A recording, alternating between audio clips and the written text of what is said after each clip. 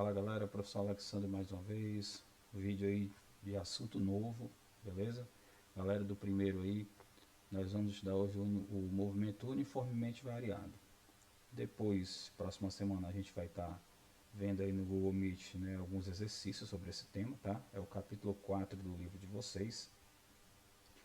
E aí, depois dos exercícios, nós vamos marcar um testezinho lá na plataforma do Classroom, beleza? Antes de mais nada, dá aquele like, compartilha, aciona o sino, beleza? Então vamos lá, vamos ao que interessa. Bom, movimento variado, né?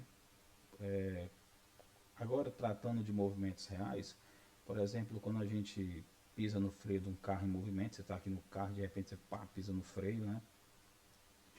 Ou então, quando você joga uma pedra para cima, né? Em ambos esses casos, o que é que a gente nota? Que a velocidade instantânea, né, aquela velocidade que a gente analisa naquele momento, ela diminui.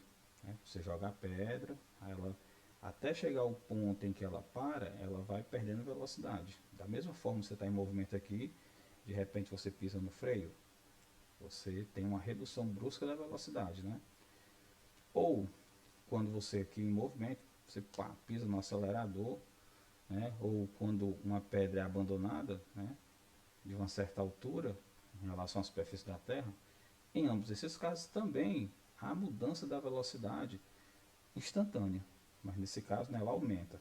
Então, em todos esses casos, nós temos um movimento que é dito o acelerado ou retardado.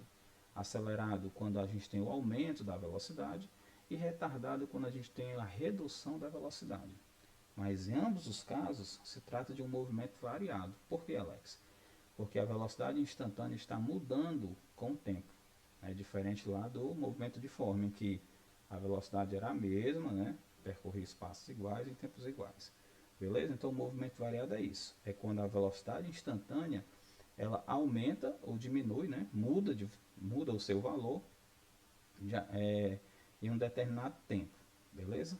Vamos lá. Bom, Alex, mas o que é que causa essa mudança, né, da velocidade? Aí cheguei a um novo conceito, que é o conceito de aceleração. A aceleração, na verdade, ela vai medir essa rapidez com que a velocidade instantânea muda no intervalo de tempo. Tá? A unidade dela é o metro por segundo ao quadrado, isso do sistema internacional, mas isso não quer dizer que a gente possa usar outras, tá? Quilômetros por hora ao quadrado, metros por minuto ao quadrado, mas, se se tratar do sistema internacional, não podemos esquecer, tá? É o metro por segundo ao quadrado. Então, a aceleração, ela mede, né, essa rapidez com que a velocidade varia no tempo. Ok? Alex, lá no movimento uniforme nós tínhamos também a velocidade média, né, escala média e a velocidade instantânea. Nós vamos ter também a aceleração em escala instantânea? Também. A mesma situação, né? Quando o tempo ali, né, se aproxima de zero, ou seja, quando a gente mede a aceleração naquele instante. Matematicamente, nós temos o seguinte: a aceleração ela é o ΔV sobre ΔT, como está aí, né, no slide. Alex, mas o que é o ΔV? O ΔV é a variação da velocidade, ou seja, é a velocidade final menos a inicial. Assim como o ΔT também é o tempo final menos o tempo inicial. Então isso quer dizer que quando a gente for calcular a aceleração, a gente vai precisar de uma velocidade final e uma inicial, de um tempo final ou um tempo inicial. Ou, se tratar de instantâneo, né, nós vamos ter uma velocidade e um tempo. Lembrando que a aceleração instantânea ela vai tender à aceleração escalar média, então a gente não vai ter muita diferença entre elas, tá? As duas vão se comportar dentro como se fossem iguais, tá? Beleza? Vamos lá. Bom, se a gente considerar uma pedra, né, caindo na seguinte situação, vamos lá. No tempo 1, a velocidade é zero, estou abandonando ela. Pá. Aí no instante 2, ela vai para 10 km por hora. No instante 3, pula para 20. No instante 4, pula para 30 e assim por diante. Então o que, é que a gente verifica nessa situação que eu acabei de citar, que está aí no slide de vocês? É que a velocidade aumentou de 10 em 10 km por hora. Ou seja, a cada 1 segundo, né, ela aumentou 1 km/h. Então veja que ela muda, mas de forma uniforme, constante, né? 0, 10, 20, 30, 40, 50, tá. Ou seja, a mudança, né, a taxa de variação, ela permanece constante. Ou seja, nesse caso, o movimento também é acelerado. Ah, Alex, se fosse o contrário, né? Eu jogasse uma pedra e eu iniciasse com 40, ela fosse de 40, 30, 20, 10 até zerar. A mesma coisa. Veja que a taxa de variação é de 10 em 10, só que o movimento aqui ia ser retardado. Então, o que acontece? Para essas situações, nós vamos dizer que essa aceleração permaneceu constante, né? E diferente de zero. Então, essas são características do movimento uniformemente variado. Ou seja, a taxa de variação da velocidade ela é igual em tempos iguais. Lá no movimento uniforme, como é? Espaços iguais em tempos iguais. Aqui vai ser o quê? Taxa de variação de velocidade iguais em tempos iguais. Então, isso vai caracterizar o MOVE, que é o movimento uniformemente variado. Beleza? Bom, com relação à função, né? Também ela é uma função do primeiro grau. Tá? Lembra que lá a gente usou a tangente para calcular a velocidade? Aqui também a tangente vai ser utilizada, mas para calcular a aceleração. Okay? Então, no slide aqui, na figurinha à esquerda, nós temos a nossa função v igual a v0 mais a vezes t. V é a velocidade final, v0 é a velocidade inicial, a aceleração é o a e o t é o tempo. Tem um mais aí, mas pode ser menos também, né? Se o movimento for retardado, beleza?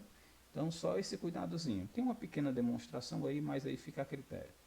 O gráfico, como se trata de uma função do primeiro grau, ele é uma reta também, tá? Então, ficar bem focado nesse detalhe.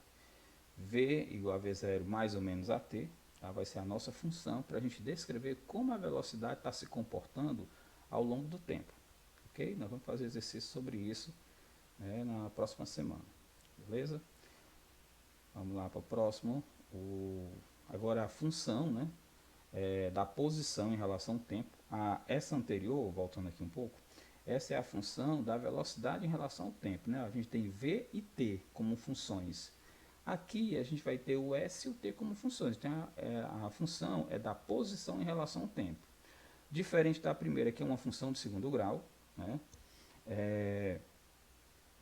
Então o gráfico não é mais uma reta, é uma parábola, em que a gente pode analisar ela em 3 situações. Né?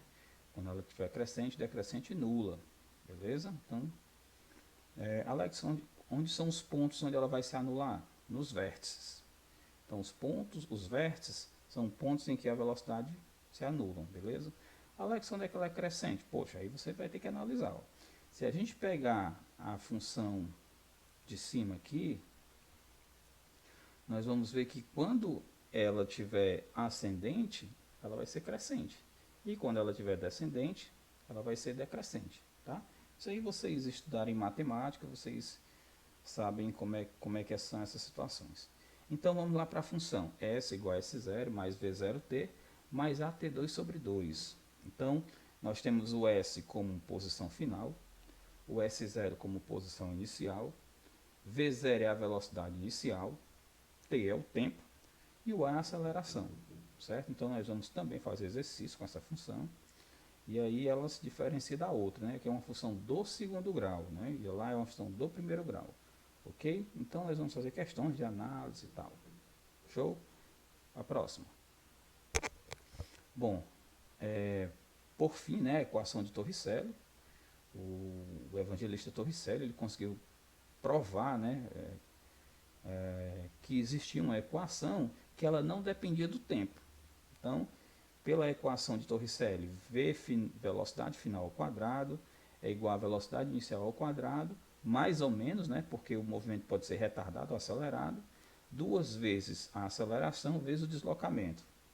Como eu falei, v é a velocidade final, v0 é a velocidade inicial, a é a aceleração e ΔS é a distância. Então, Alex, quando é que a gente vai usar a equação de Torricelli? Bom, quando a gente estiver resolvendo questões em que o tempo não aparece, tá?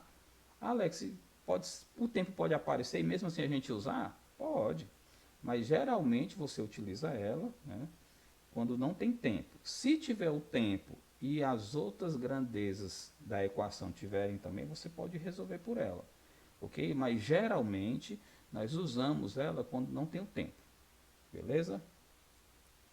Bom, gente, é isso, tá? Uma foto aí do Evangelista Torricelli, tá? Vamos na próxima semana, né? Vamos fazer a nossa aula aí com a resolução de exercícios.